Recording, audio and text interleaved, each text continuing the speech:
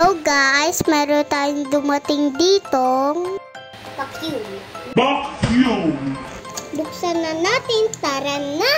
Sa loob niya, may kasamang manual. At natanggal ko na nga ang vacuum sa box.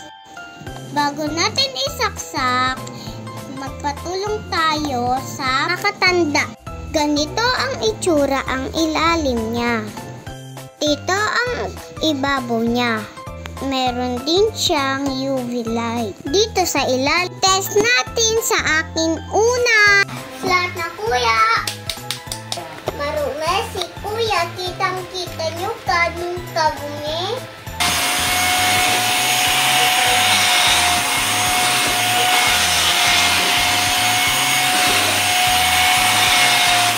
Tapos na iyan guys.